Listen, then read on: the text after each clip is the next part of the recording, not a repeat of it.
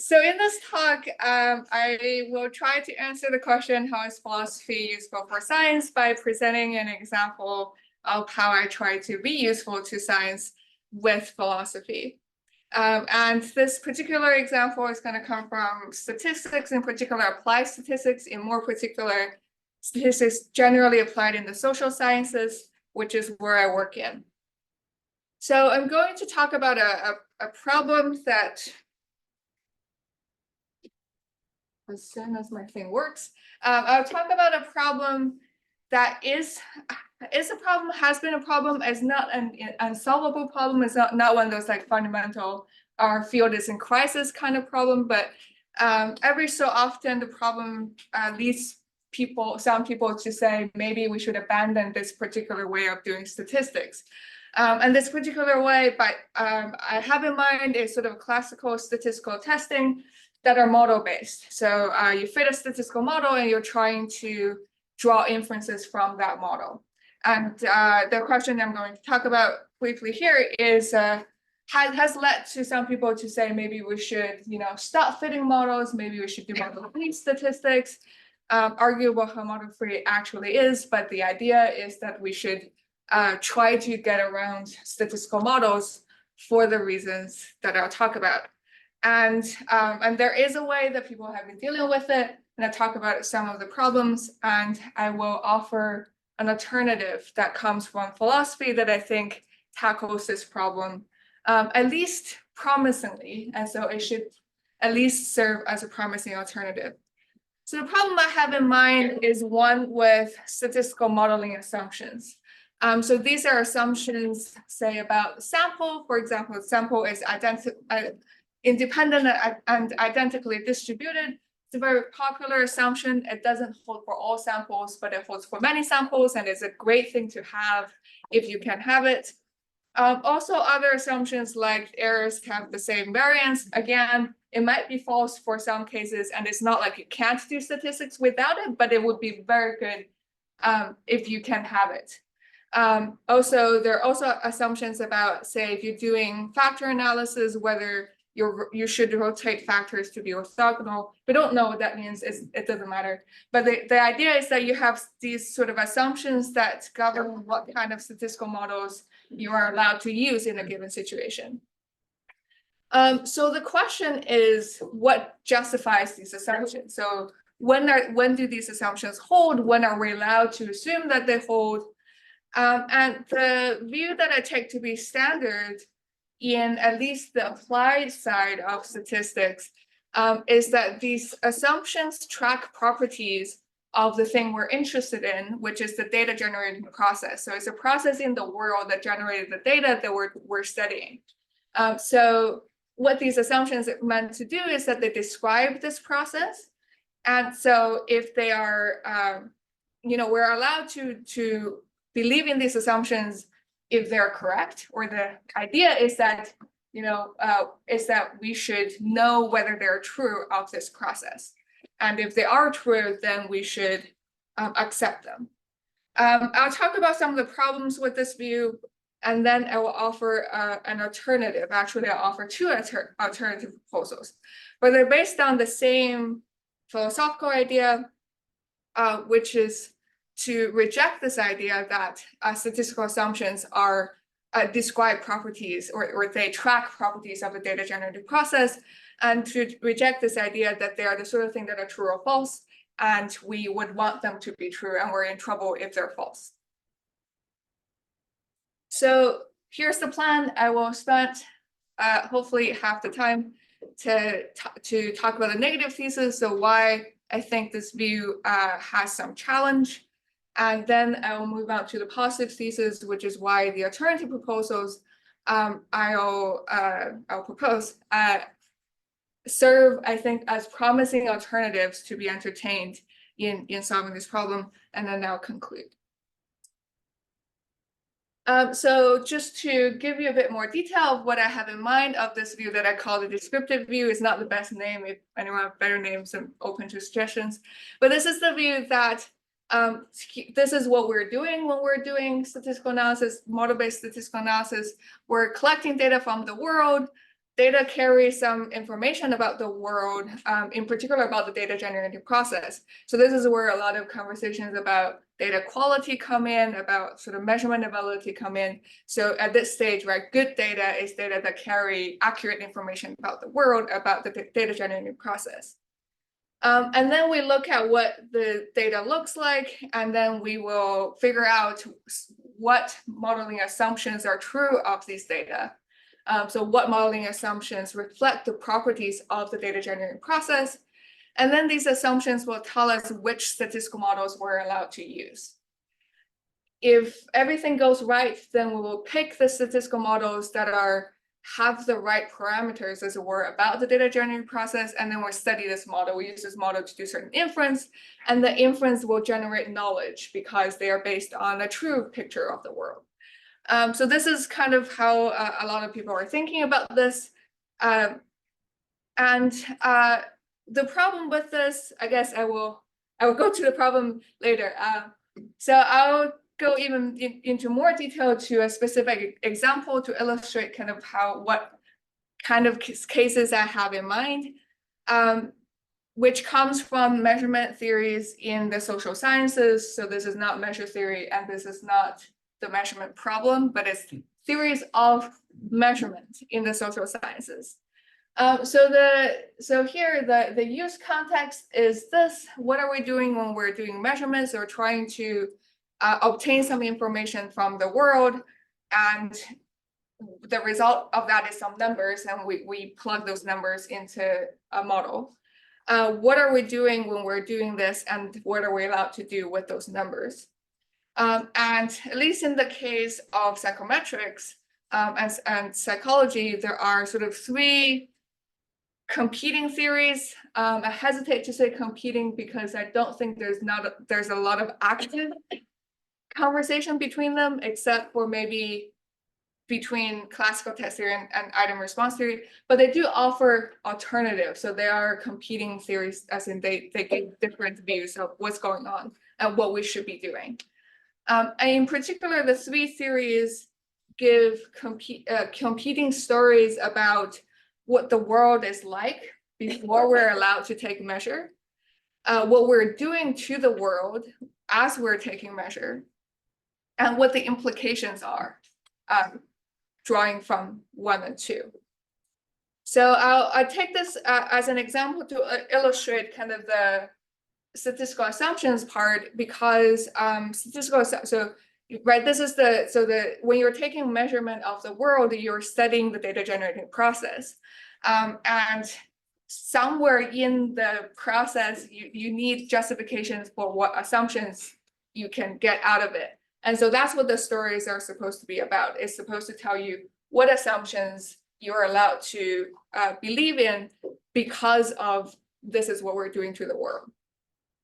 So just to kind of go over what these views are, or what they say, the representational theory of measurement is probably the one, if you're familiar with the theory of measurement, this is probably the one you're familiar with, unless you're a psychometrician. But so this comes from mathematical psychology, from psychophysics, and it presents the following picture. So first of all, what is the target? What we're taking measure? The target is a property that has a certain structure. The standard example is length, right? So length of things have a certain structure. For example, if A is longer than B, B is longer than C, then A is longer than C. What are we doing when we're taking measure? Is to figure out which number structure is isomorphic to this structure. And so in the case of length, we can have the real line being isomorphic to length, but in some other cases, maybe we don't have some of the properties of numbers. And from that, you get the warrant, so that's the statistical warrant. So what assumptions are you allowed to agree with? Well, that depends on what number structure, or I guess what structure is isomorphic to this property. And so in the case of length, whatever operations you can do with the real numbers, you can do it with length to some extent. And so the isomorphism is what licenses the statistical assumptions. You can add numbers, you can add lengths together in a way that's sort of similar to how you add numbers together. So this is one picture. Again, you can sort of see the story that they tell about the non-mathematical story they tell about, what are you doing physically in the world? You're putting rods together end to end and seeing how long they are. And then that story then grounds sort of what you're allowed to do with your results, which are numbers. And then here's a different measurement theory that comes from psychology, and it's not so much used there, I don't think, but it's still very much used in education and in some of the some of the more applied parts. So if you're doing like business analytics, I think sometimes they use this. But here is kind of the idea. You're given a question, like on a scale from 1 to 5, how happy are you with this conference? And then you give a number. And then you want to use things you want to do things with that number. You want to be able to say that for every hour they spend in the conference, their satisfaction go up by 0.1 or something like this. How are you allowed to do this? And here is the story from classical test theory. So the story is, what is the measurement target? What is the thing that you're studying? Well, it's the truth score, and there's a lot of conversation, and I'll go through some of it about what this truth score is, but the assumption is that there is a true answer to the question. There's a true number that's associated with how satisfied you are with a particular thing. But that's not the end of the story, because if you ask the same person the same question twice, sometimes it gives slightly different answers without meaning to change it. So if you tell them, oh, but you gave a different answer, they don't have a reason for the change. So the change doesn't seem to reflect the change in the truth score. So what are you doing when you're giving a measure on this account is to distinguish the truth score from measurement error. So maybe if you ask someone, how satisfied are you with this conference right now? And then you do that 2 weeks later, they forgot what they said 2 weeks before, but their satisfaction hasn't changed, or there's no reason to think that has changed. So the task of the person doing the measurement is to tell apart what is the actual truth score and what is this random fluctuation. So if you buy this story, so if you think that that's what's going on, is that you have this true number, say, how happy are you from 0 to 10, you have a true number in your heart, but every time you give it, you make some sort of random adjustment. If you buy this story, then that allows you to do a lot of things that that's convenient. So for example, if you repeatedly ask the same questions, you can just take the average and not think much about it. Or you can think that that this sort of error cancels out in the long run. So you can think that if you're studying aggregate data, then the probability of people error on one side is the same as them error on the other side. So generally speaking, you don't have to care about error. So that's something that people do. And you don't have to worry so much about why the same person is not consistent, even when they can't tell you why what's changed. So again, whether or not you think the story is real, the point of the story is that it gets you these nice statistical properties that would make this whole process a lot easier. And the third theory that I'll briefly talk about is item response theory, that has is I think the most popular one in psychometrics now, because it is mathematically very powerful. But here is the idea of this. So first of all, what is it that you're measuring? Well, you're measuring sort of a factor that has causal influence, has causal power over your behavior. So a lot of this was done in the context of intelligence testing. So the idea is that you don't have a true score associated with every test. So every exam you take, you don't have a true score in your heart about that. But you have a property in your heart that's your intelligence, I guess, in your brain, as your intelligence that causes the factors. So this, I'll say more about story plausibility later, but this is slightly more plausible. If you think about the target of measurement is a score that's in your heart, then this is slightly more plausible than the classical test theory story.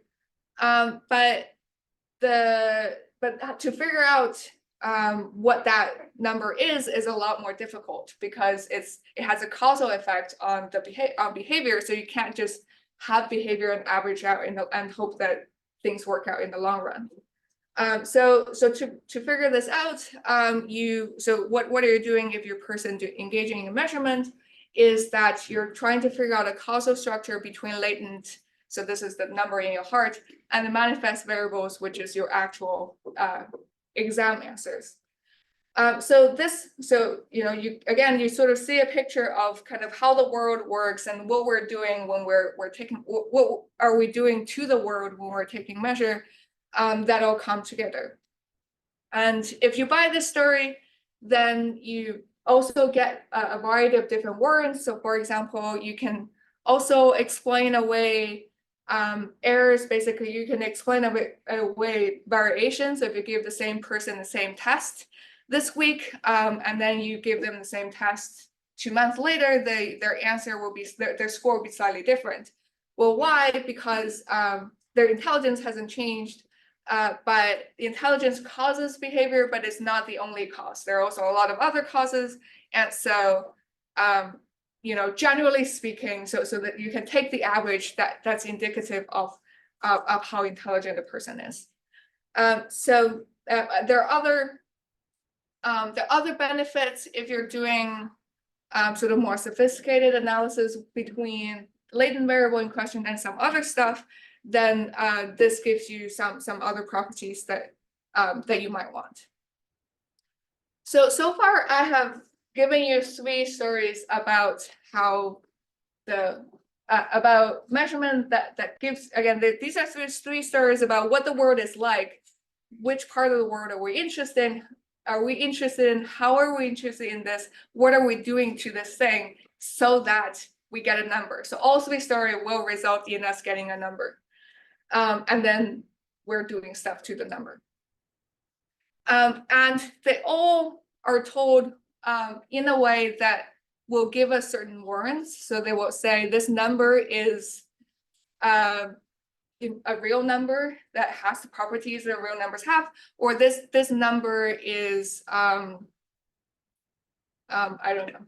So they'll give you like certain things about, so this number is an average, where like the average is the expectation, or at least there is an expectation, and so you can take the expectation and you can use that number in meaningful ways. They'll all give us like these things that are useful to have when you're doing analysis. So what I think that I won't spend much time arguing this point here, is that the point of the story and the reason that people come up with these stories is because they think that these assumptions, so the things that we're about to do with the numbers, which is like, I'll add my intelligence to my, I'll maybe do a correlation analysis between my intelligence, something else. All the things we want to do with the numbers rely on these assumptions, and the assumptions can't come from anywhere. So the assumptions have to come from a kind of story like the one that I just told. And then there are 3 different ways of telling this. So this is what I take to be the core of the descriptive view, right? So again, the idea is this, like, what are we doing when we're doing statistical analysis? The world is this way, we're studying it accurately, and here is an accurate reflection of what it is, and here's the inference that we draw from the accurate reflection. Here are 2 problems that I'll talk about, and that have been talked about. The first is that the stories don't seem to be valued for their descriptive accuracy. So the stories are descriptive stories. So there's their story about what the world is like, but people don't seem to care so much whether they're true, whether they're accurate. Which is good because the stories are usually untestable. So if you treat the stories like empirical hypothesis, like you treat a physical theory about how the world is, you can't actually test them.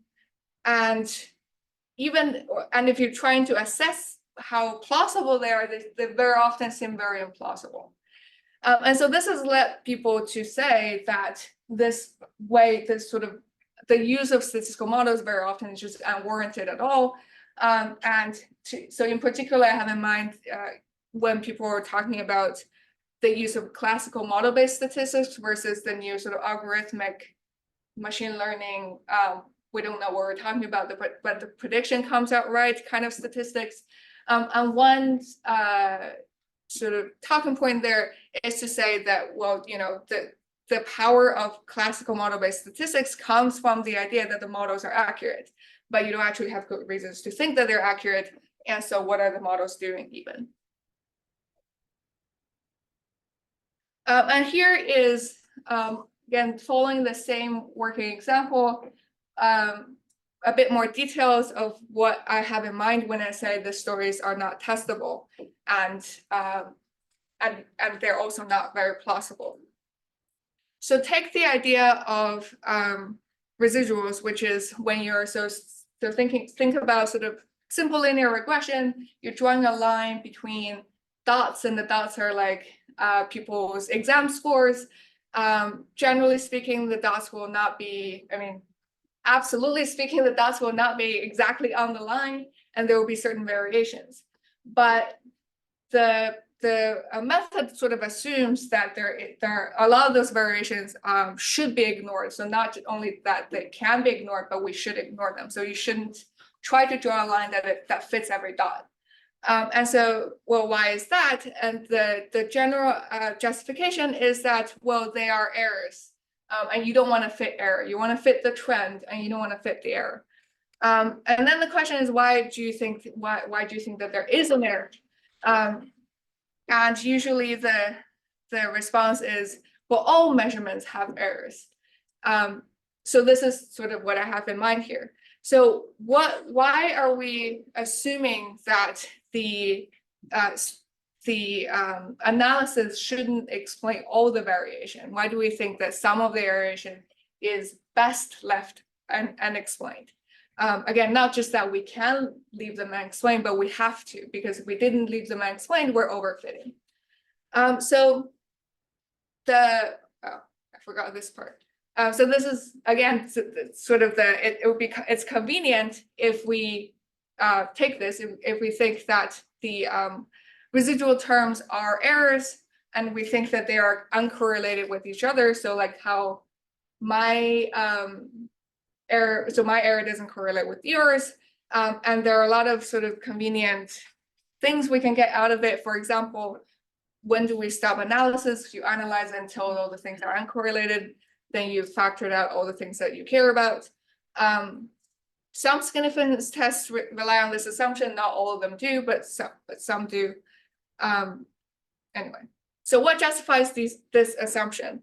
And here there are two justifications I'll talk about to illustrate kind of how people are giving justice. So first of all, that they think that this needs to be justified. But second of all, if you really think about the justification, it's not clear that people are very serious about them.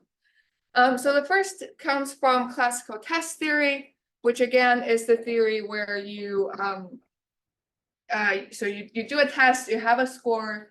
That score is the result of the true score that's in your heart somewhere, and a random error. And the random error is uncorrelated between subjects. So from classical test theory, that the random error is usually understood as measurement error. In fact, it's called measurement error. And so the idea is that so again, the typical answer is, well, the reason there has to be an error term is that all measures have errors, which I guess is true, but you know, why do they have errors in this particular way? And so you might ask, well, why is the measurement error uncorrelated? If you're using, so why is my error uncorrelated with yours? And then why is the error sort of normally distributed around 0? And the answer is typically something like, well, you know, I don't know, there usually isn't like a very concrete descriptive story, but the gist is something like this. When you answer a question like 6 out of 10, you might, so the true score is 6 out of 10, but you know, when I ask you this week, you say 6 out of 10, but when I ask you two months later, you forget, but it's like somewhere around there. So you say 7. And then when I ask you 2 months after that, you say somewhere around there and you say 5. So it's kind of like a trembling hand kind of error. So like, have this picture of like, this is the target, and then I'm trying to hit the target, but because of my random error, I might hit on the left, I might hit on the right. And so that's kind of justifies your that kind of justifies ignoring it in the long run, because you assume that they will cancel each other out. You might also ask, well, okay, let's assume that the errors are uncorrelated. Why do we think that they have the same variance across different true scores? And here the idea is like, well, you're using the same measuring instrument, and then the instrument will just have a certain error rate. Yeah, so you'll have a certain sort of likelihood that you will make an error when you're using that instrument, and because the same instrument is the same distribution, and so the error is has the same variance. So again, this is kind of a story that gets us what we want, which is that the errors are uncorrelated and homoscedastic. But the story itself is not, if you think very seriously, if you're throwing dart against a target, then yeah, maybe your hand travels and the probability of landing left is the same as the probability of you landing right. But if you're writing a number like 6 out of 10 and you make a mistake, it seems very strange to say that the probability of you making a mistake to mistakenly writing it as a 7 is the same as you mistakenly writing it as 5, if the true answer is 6. So here is even more precise of a story that some people have. So that the throwing dart kind of like is good enough for some people, but other people have made it more, trying to make it even more precise. Like, what are we talking about when we're talking about random measurement errors? And apologies to the historians in the room, because this is a quote that I take from somewhere, who take it from somewhere, who take it from somewhere else. But I did try to track down the original source. I'm in the process of doing this. But I'm not using this to make a historical point. This is what all historians do. So I'll briefly read this, because it sort of tells you the kind of stories that the people come up with to illustrate this. Suppose we ask an individual, Mr. Brown, repeatedly whether he's in favor of the United Nations. Suppose further that after each question we wash his brains and ask him the same question again. Because Mr. Brown is not certain how he feels about the United Nations, he will sometimes give a favorable answer and sometimes an unfavorable answer. Having gone through this procedure many times, we then compute the proportion of times Mr. Brown was in favor of the United Nations, and that will be the true score. So this is kind of, it's interesting to me, because right on the one hand, clearly people felt the need for a story of this kind. On the other hand, you have to ask how serious that this is a story that grounds your theory.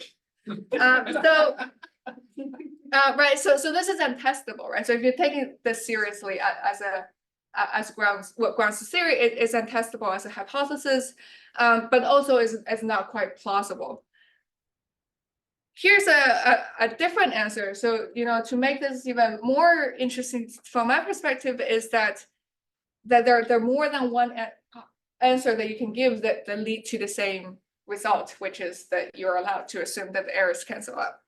So here's the answer from item response theory, which is to say that residuals are not measurement errors, and they're not random errors. They are item specific factors. So when you're answering a question like a math, when you're answering a math exam, when you're answering one particular math question, you have like the causal question, the causal factor we're interesting, which is your intelligence, how much math do you know? But there's also random factors, like as you're writing, there's a loud banging outside and you get distracted, or the seat is not comfortable. So there are also these very specific factors that will affect your performance. And the variation caused by those factors is not random, right? They're just caused by something we're not interested in. So we call it error because we're not interested in studying the effect of uncomfortable seat. So again, this is a different story about what the errors are. Right, so it's a different story about why you shouldn't fit all the variation in data. But you might ask, well, what about the uncorrelated and being the same variance? So in this case, they're uncorrelated by definition because kind of there is nothing in principle different from the causal factor of your intelligence, the causal effect of your intelligence on your score and the causal effect of the seat on your score. It's only that we're interested in intelligence, and the only reason we're interested in it is because we think it's causally efficacious in many situations. So kind of by definition, the specific causal factors are uncorrelated. They're only efficacious in one item because, and that's why we're not interested in them. So you can sort of define this, except, what if they're efficacious in a few items, but not all of them. So it's still sort of, not perfect, but you can sort of define them this way, and then it kind of gets you what you want. There isn't, as far as I can tell, an assumption that they have to be the same variance. I mean, I guess you can have certain IIT models that think that they have to be the same variance, but you can also have certain IIT models that doesn't require the errors to have the same variance across between items. But each item will sometimes have its own error variance. So this is again kind of like it's again an untestable story. So if you think that the reason that the test scores are different, and the reason that you can't capture all the variance and you shouldn't capture all the variance is because there are causally efficacious factors that only appear once per item, and you don't want to capture this. This story overall is not an empirically testable story. So what is even more interesting to me is that, so now I've given you two different stories about why we're allowed to assume the errors cancel each other out in the long run, and why we shouldn't fit the data points exactly. Which one is true?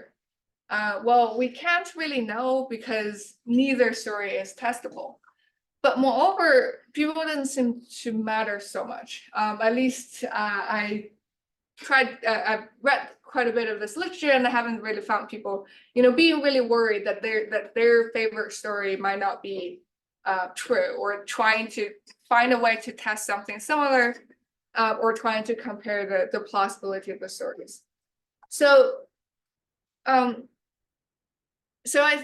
I think, so this is my diagnosis of what's going on, is that people tell these stories because they think that statistical assumptions need to be justified by a story like this, so by an empirical story like this, but they don't actually care so much about the descriptive accuracy. So they just care about, am I allowed to do the stats that I want to do? Am I allowed to do the things that I've always been doing that I've found useful? And this isn't a very good answer if you seriously think that assumptions are justified by stories like this. And this is the problem with the descriptive view. So I want to do a disclaimer, especially for people kind of who are more familiar with this literature. I'm not saying that this strategy can't work, period. And in fact, there are ways of testing for some of the assumptions. So you can test for IID, for example, in the data. Interestingly, people don't do it very often. And so there are strategies you can do this, but it's not very commonly done.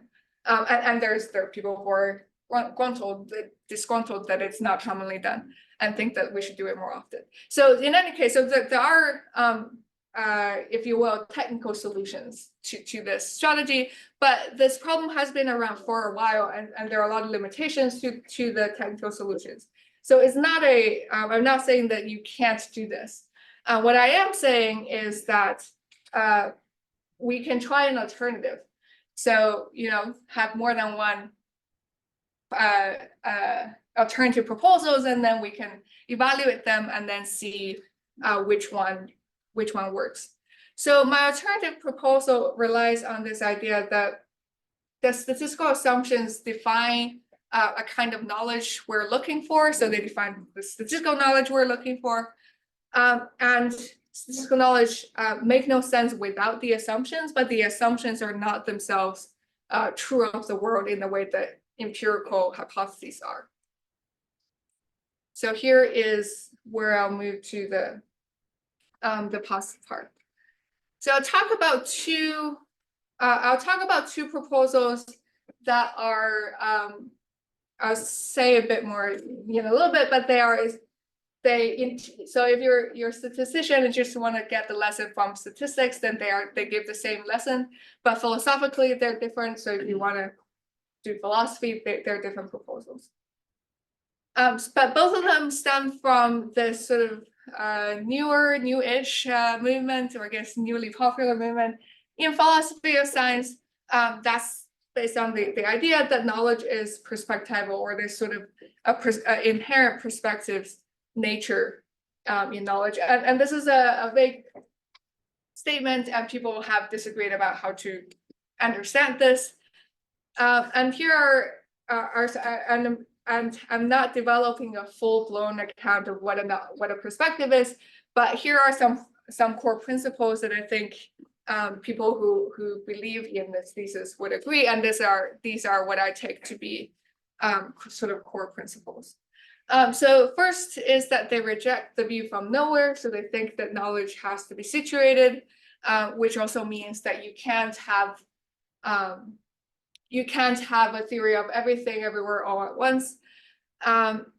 So that's sort of one of the core theses. And another is pluralism as a good methodology, if not a good metaphysics. So some people are also metaphysical pluralists, but some of them are only methodological pluralism. But the idea basically is that there's something very attractive to pluralism in understanding science. And the third idea is that because of this, we can understand some scientific concepts sort of at a higher level, and so they're sort of emergent concepts. There are legitimate concepts. They're just not concepts at the most fundamental level. And so what I'll do for the rest of the talk is to sort of put this together into an alternative proposal that statistical knowledge is perspectival, and the modeling assumptions specify the perspectives. And I'll spell out what that means exactly and how this works as an alternative to the descriptive view. So again, I'll describe two proposals. They differ in how deep their pluralism runs. So one of them thinks that pluralism is just methodological. The other thinks that it runs all the way through. But the reason I do this is that the second is less defensible, but I like it more. And again, from a statistical point of view, they give kind of the same answer to what our statistical models assumptions about. So my goal, again, is to convince you that there are at least interesting and promising proposals and worthy to be genuine competitors to the descriptive view. So the first is pragmatic perspectivism. Here's the basic idea. The point of statistical models, according to this view, is not to describe theories faithfully. So what we're doing is not to translate theories into statistical models faithfully, and then that describes the world somehow. Instead, what we're doing is put different theories in a language for a specific kind of cross-theory assessment. And I'll say more this. I'll give more details in the next slide. But this language that we're choosing to adopt, we choose this because it's a great language to assess theories, to compare theories in particular, not because it's the best language to describe the world or the best language to describe the theories. So the point isn't that we have these theories and we don't like them because they're not precise. So we're going to make them more precise by translating them into statistics. And now we have a precise theory to work. So that's not the point. The point is to kind of modify them in a particular way so that we can evaluate them. And so statistical models on this account are not supposed to describe the world in the way that we expect scientific theories to, because they're not a more precise version of an empirical theory. They're not empirical theories. They're not sort of a different form of empirical theories. They're not meant to describe the world in the way that empirical theories are. So here I draw on the work by Ernan and Romain recently in the context of psychiatric modeling, where they argue that the reason we mathematize psychology, or we statisticize psychology, is not because we think psychological reality is inherently mathematical. The reason we're doing this is because if there are many different psychological theories and they're competing theories, and you want to know which theory is the right one, but they all use different concepts very differently, and they don't speak the same language, if you will. And if you really get into one of the theories, that theory will look like the most reasonable, and then the other ones will not work, or some of them might not be testable in a straightforward way. But the point of the exercise of mathematizing in psychology, according to them, is to put these theories in sort of a good enough theory-neutral language so that we can compare them. And they argue the statistical language does this. So the statistical models, the point of them is to represent a theory sort of like a lawyer represents a client. In a charitable enough way so that we can compare them, not to explicate the theory. So they're not standing in for a theory. And in this paper in particular, they argue that most of the work is done in first choosing how you mathematize it, but also after this model has won the battle, as it were, then translating back to what empirical picture have you gotten. And that step is not immediate, because again, the statistical models is not supposed to be an explication of the theory. So what is the answer to the question, what are statistical modeling about, assumptions about? Here, the answer would be that they specify the parameters of a language we've decided to use to compare theories. And the consequence of this view is that the assumptions are not descriptively accurate, at least not in a straightforward way, in a way that you think an empirical theory can be descriptively accurate. Because that's not the point. The point isn't to stand in for empirical theory.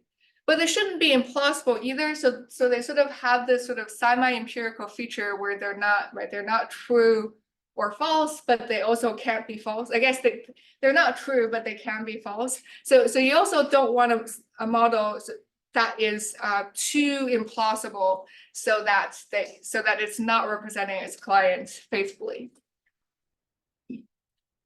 And I sort of alluded to this. The consequence is that the inference from this model wins to this theory is true is not immediate, because the model is not the theory. And the model is just one way of rendering the theory that is maybe charitable enough for the purpose of participating in this battle. I guess very quickly, I call this pragmatic perspectivism. It's pragmatic because this is consistent with the idea that ultimately you think there's one true theory. It's also consistent with the idea that you think that there's one true model that sort of represents the one true theory. It's also consistent with the rejection of those views. But the perspectives, the pluralism, the modeling part is entirely done as sort of a pragmatic kind of step. Also, you don't have to do this if the theories are directly comparable. Here's the second proposal that is a little bit more I guess, take the pluralism one step further. Here is the basic idea. All knowledge is perspectival. Statistical knowledge is no exception. And this is, because I don't want to have a view where, the reason statistical knowledge is perspective will have these features is because, right, it's not physics, really. So all knowledge on this account will have this feature. On all knowledge need to stipulate a framework, which is itself untestable. So you can see that these are pretty contentious philosophical commitments, but I think they are plausible, and certainly there are people who defend them. And statistical modeling assumption on this view specify what that framework is. So again, you have this sort of the assumptions are not direct descriptions. They're not true or false in the way that empirical assumptions are, empirical hypotheses are, but they sort of give a framework for how to evaluate empirical hypotheses. So quick note, I'll take pluralism and non-reductionism for granted here. If you really don't like them, this proposal is not for you. So here's sort of a motivating example of what I have in mind when I say that statistical assumptions sort of specify a framework under which we generate knowledge. So if you think about an example like life expectancy, that's a sort of statistical concept. It doesn't make sense when you're talking about a single individual, right? Everyone dies when they die. It doesn't quite make sense to talk about. It's not a repeatable event. It doesn't quite make sense to talk about expectancy. And moreover, when we're understanding this concept, we have to ignore individual differences. So we have to say, so this really comes out when you're hearing debates, disagreements between people's claims on life expectancy. So like, what is the life expectancy of this patient? And then someone will say, well, of all the patients who's undergone the same procedure, the life expectancy is this much. And then someone else might say, but what about people who are under age 40? So here they're making a disagreement about, they're having a disagreement about how much, what individual differences are salient and what we can ignore. But the point is, for this construct to make sense at all, we have to ignore some individual differences. If you don't ignore any individual differences, you have just one person, and then you don't have a life expectancy. But what I want to argue is that the ignoring of individual differences in this case is not a matter of limitation. So you're sort of throwing away information here. You know how this person differs from everybody else. You're deliberately not using that information. But this isn't because information is not available to you. So it's not because you are, because computationally it's too costly to account for the differences. That's not the reason. And we want to improve this construct by adding in more detail. And in fact, if you think about all the sort of scientific lessons we want to draw from life expectancy, the strength of a claim like sleeping 8 hours a day, increased life expectancy, or the strength of a lot of these claims rely on the ignoring of individual differences. So they rely on throwing away information that we already have that in many cases are not too costly to implement. So what I think, so this is what I think defines the statistical perspective, is this choice on what information we're throwing out. And it's not a matter of practical limitations. It's not a matter of, right, it's too costly to do this. It's the decision to focus on one kind of knowledge in such a way that you can't then have other kinds of knowledge. So it's in this way that I call this a perspective. And here I'm inspired by Hazards ontological principles, which is an idea, so not directly related to perspectivism, but I think helps capture the idea of these commitments that are sort of, again, semi-empirical. So they seem to say something about the world, but they're not true or false in the standard way. So in this paper, Chang identifies some principles that he calls ontological principles, which are principles that seem to describe reality, but they're not in fact testable. So one example he gives is the principle, what he calls principle of single value, which is the principle that a real physical property can have no more than one definite value in a given situation. So if you're if you're measuring temperature of the same glass of water and you stick in two thermometers and then they disagree, the first instinct is, okay, one of the thermometer is not accurate.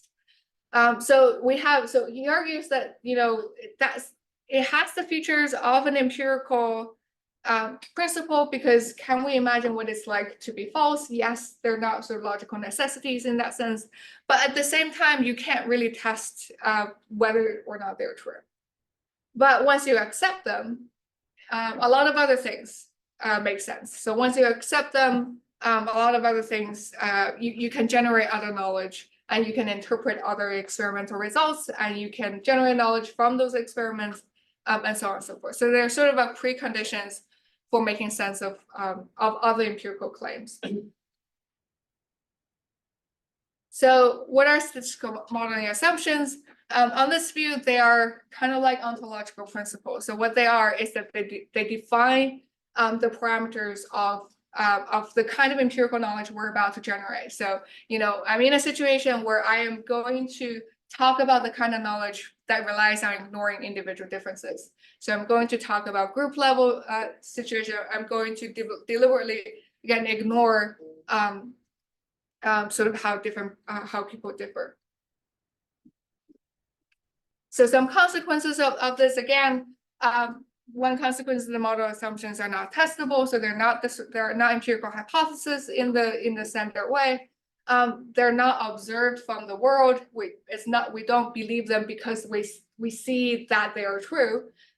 We kind of see that they're useful, although I'm hesitant to talk about usefulness, but they are, we accept them sort of normatively. We accept them, and then a lot of other things make sense. They're also not arbitrary, and this is important so they're not like things that you dream up with because they make your analysis easy. They're not arbitrary. Because once you have them in place, you can have knowledge that are true or false in the traditional sense of whether or not they describe the world, but you can't make sense of them if you don't believe it. So again, you can have scientific reasoning about life expectancy, about the effect of education on life expectancy, and all of those make sense, and they are knowledge. They're knowledge like all other kinds of knowledge, but you can't make sense of this if you don't accept the basic assumptions. Which isn't to say that the basic assumptions are true, because there are also a lot of other cases where you don't want to ignore individual differences. So here are some concluding remarks. The first is a quick response, which is the art model is false anyways. Which is a thing that I got when I gave this talk previously. I don't know how to answer the question, but much of the all models are false literature, I think, assume either that model-based knowledge is different from other bits of knowledge, or that this is a practical limitation. So, if you have although I guess not many people think about this now, but it used to be that if you could have an accurate model, that you would. But now a lot more people are thinking like the power of the model comes from the fact that it's false. But in any case, this might be fine. But what I want to point out in particular is that I don't think my view of statistical knowledge is perspectival in the same way that other kinds of knowledge are. So if all models are false, people are okay with this, then I'm okay with all models are false. I also want to say that statistical claims are true or false in the regular way. So this is not claims about modeling assumptions. These are claims that you make after modeling assumptions. So with the models.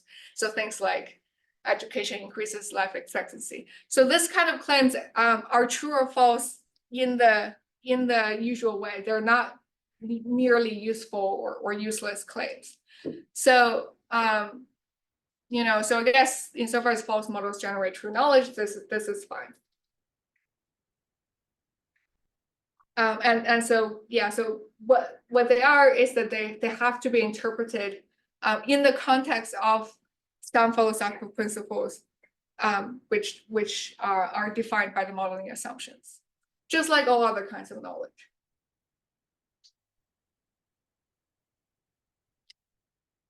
So in this talk, I identified a problem with statistics. Again, I'm hoping this is successful. I identified a problem within statistics, in particular, the applied statistical sciences, which is the problem that you have these modeling assumptions that you really need them to make model-based inference, and the assumptions seem to come from the world, but if you really press on them, it's hard to believe that they are true. And they generate either untestable hypotheses or implausible stories. I talked about an answer strategy that comes from statistics that is still entertained in statistics, generally consists in testing for the assumptions, so see whether they're true in the data, or weakening the assumptions. So there's a lot of work done trying to weaken the assumptions that we need, again, with the idea that the more assumptions you are, the harder it is for you to prove that they are true. And so if you can do away with very few assumptions, that would be better. I then proposed two alternative answers that are inspired by philosophical work in other contexts. And they both involve thinking that there's a particular thing that we gain by understanding statistical knowledge as perspectival knowledge. In one case, in the pragmatic case, we're comparing theories in some sort of theory neutral language. In the other case where all knowledge is perspectival, and so statistical knowledge is also. And so in both these cases, statistical assumptions are not they're not true hypotheses of the world. They're not empirical hypotheses were to be proven true or false, but they sort of specify the ground on which we're talking. So if the proposals are at least interesting or at least promising, I hope I've shown how philosophy can be useful for science.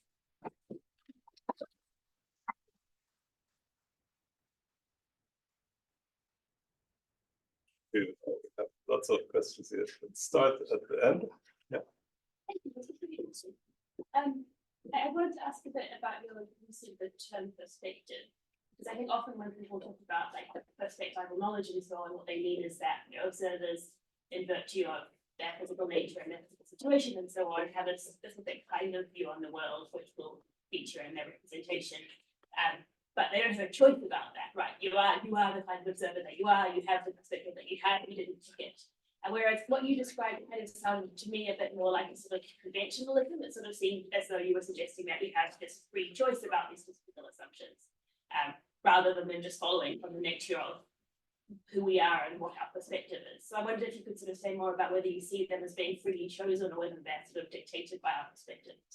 Right. So yeah, that's interesting. So I didn't mean it to be conventionalism, I guess, in the way of we can choose whichever, but I also didn't quite mean it as a sort of like a standpoint, this is what I have and I can't have outside. So somewhere in between. So we have some choice, but the world also has some pushing back.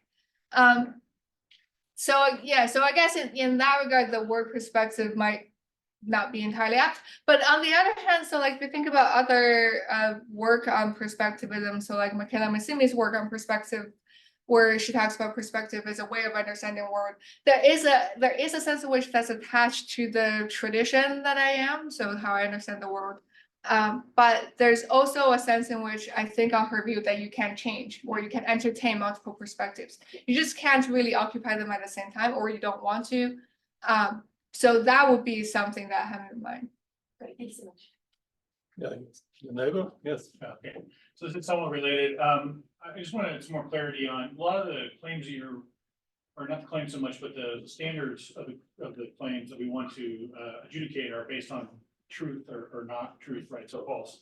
But it seems like if you have a perspectival approach, isn't truth in some sense indexed to the perspective, in which case you could be trivially true and some perspective and not another, and then I'm wondering, like, what's the point of asking these questions about the statistical models?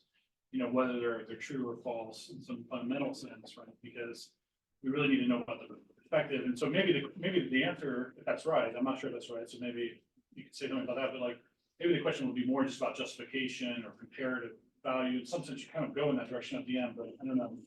Right. It's more- Yeah, so I would certainly disagree that so I think that the claims are indexed, the knowledge is indexed to the perspective, but that's not because they can't be evaluated by, so that they are conventionally, or like, I forgot what the words you use, but they're indexed to the perspective in the sense that you can't make sense of them without the words and the frameworks. So in that case, it's very much like a Kuhnian paradigm, but I guess slightly smaller than a Kuhnian paradigm. But they are indexed in the sense that the concepts the key concepts you use, all, like, if you really press on the definition, you sort of end up in a circle, and you can't escape some principled common ground that is given by the perspective. So something like life expectancy, where the individual differences doesn't matter.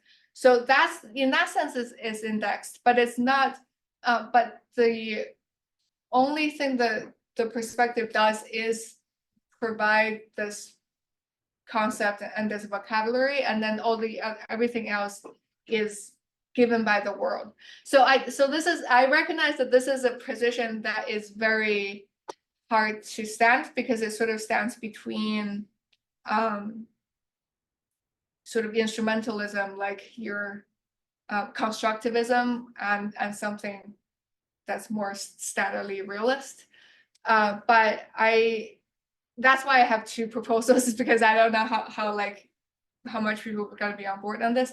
But my view is that all knowledge is like this, and I'm not making a claim that's in any way new about the fact that knowledge needs to come from some sort of starting principles. I don't know if that addresses your. Well, maybe some other people Yeah. go in different directions. Oh, lots of questions. Yeah, Yeah, thanks. I thought that the stuff you said about perspectives and how to understand model and assumptions was really interesting, but I'm trying to wrap my head around what the target of the paper actually is, or in what way this helps with you sort of actual science. So I'm thinking about the field I know best is economics, and in economics, the headline results that get published in most papers are just gonna be OLS estimates.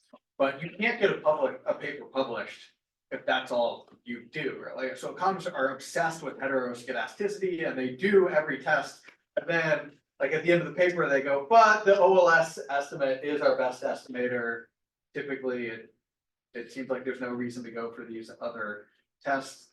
And so what's going on? I mean, maybe economics isn't representative of the way most of the social sciences are actually working, but what's going on in that case? Or what do you want? Is it that, like, what you're doing is helping us get clear on what the economists are doing then, Right. where they're just not really thinking about it? Yeah, good, thanks. So who's my target? I mean, I don't know enough about economics to tell you about that, but I can answer the question of who's my target. So my target is people who are skeptical of model-based statistics because it's inaccurate. So for example, what's his name, has like two cultures of statistical of modeling, where Raymond, I think. Yeah, so about how you can model the data generating process, which is what I have in mind here, or you can model the algorithm. And one argument that he gives for modeling the algorithm is that if you really take yourself to be modeling the data generating process, you're not doing a very good job. And then so the arguments are like the assumptions are usually false when you test for them, but also people don't test for them. And so that's kind of my target audience, is people who think that model-based statistics is fundamentally flawed and we should stop doing it because is not empirically accurate in this way. Yes, you. Thank Oh, you. there's one. So, Yes.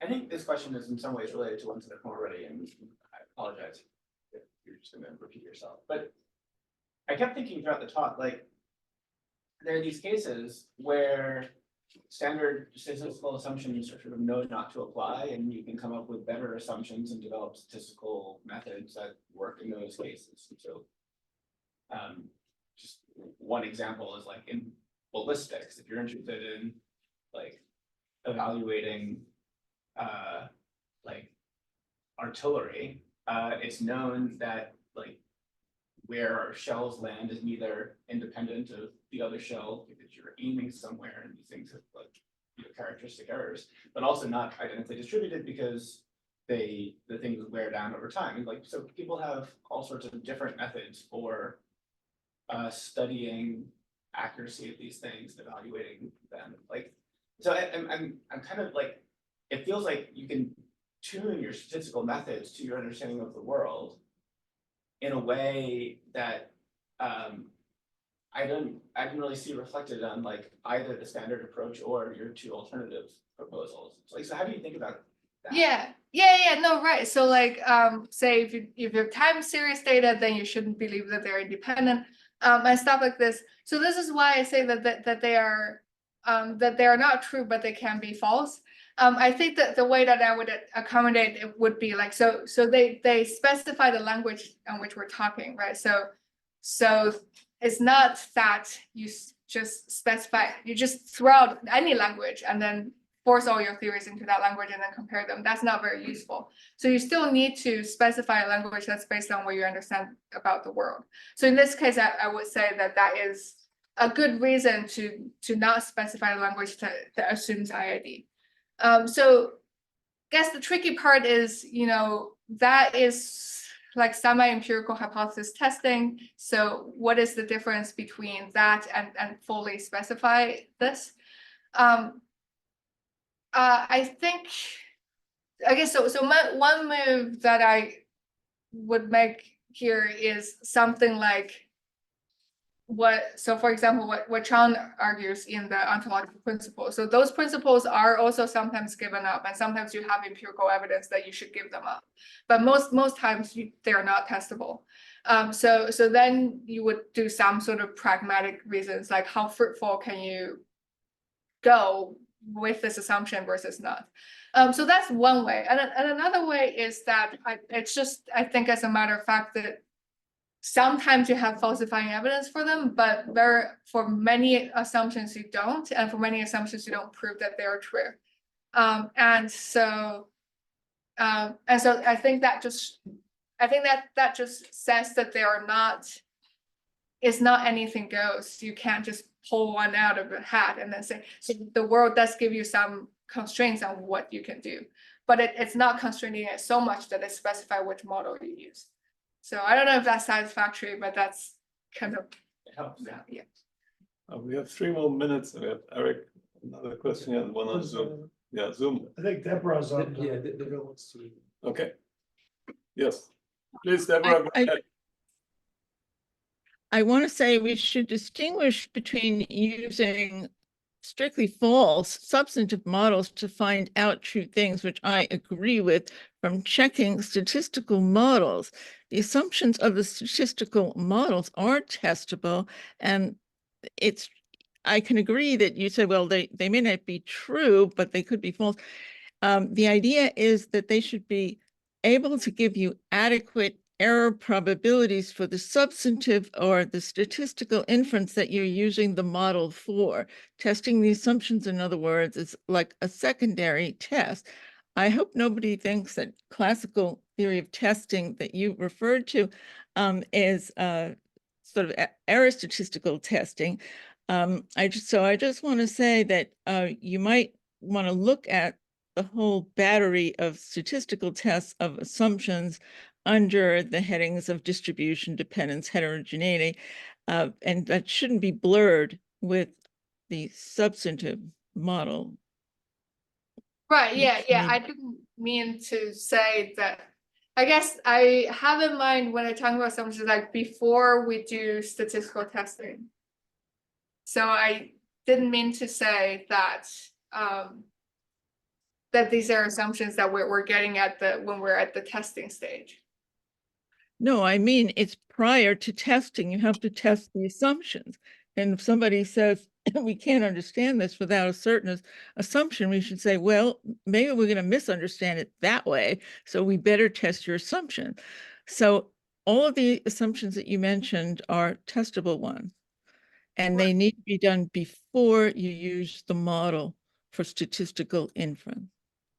Right. I guess my worry is that, because on the one hand that they are not always tested. So, but that, that's possibly not a philosophical point, but they are usually not tested. But they should be. And there are tests of them. They're not untestable. That's all I'm saying. I appreciate what you're saying about simplicity or deliberately choosing, certain models, but we really need to critically evaluate some of those measurements. That's especially in the social sciences. Right.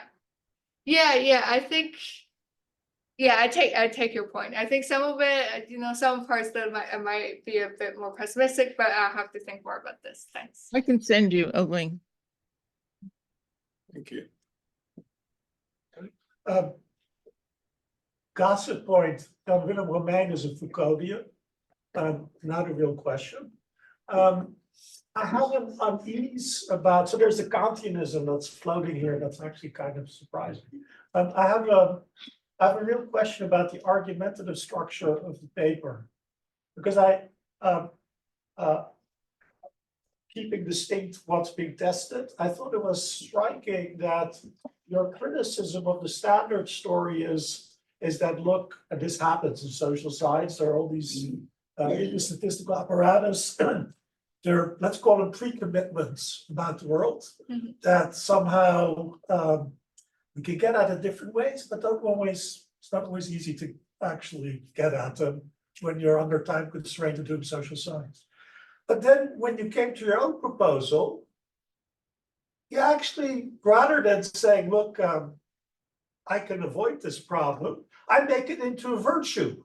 And I call it ontological principles. And that seems to me like the wrong sort of answer to given the criticism you gave. Now, I could see like what you're really thinking is, look, we need a theory about what we're doing that's kind of more apt to what we're doing, and we're not allowed to kind of misrepresent it. So the problem is we see justificatory stories. But then in a way, I don't feel like the kind of arguments you gave against the original things, the free positions you want to criticize are of the right sort. Because what you really then need to show is that the free justificatory stories, while silly, actually also cause damage. And it's not clear to me that you did that. They can just be the stupid things that people say when they're hoping that the plane takes off, who cares? Yeah, it's interesting the way you put it, which is like I take my criticism and then I say it's actually a virtue. Yes. I do think that is my strategy, and I think that's In yeah. all your papers. Huh? And you do that in all your papers. Style, perhaps. Well, Yeah. That's Perhaps it's a strong trace of her style. yes. Yeah. So if we bang our head against a problem, then maybe it's not a bug, it's a feature. So I guess my answer is that yes, I agree with your reconstruction of my strategy, and shamelessly think that that's an okay strategy.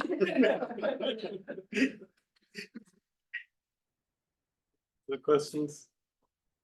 Guess we're at the end of the time, so let's thank the speaker again.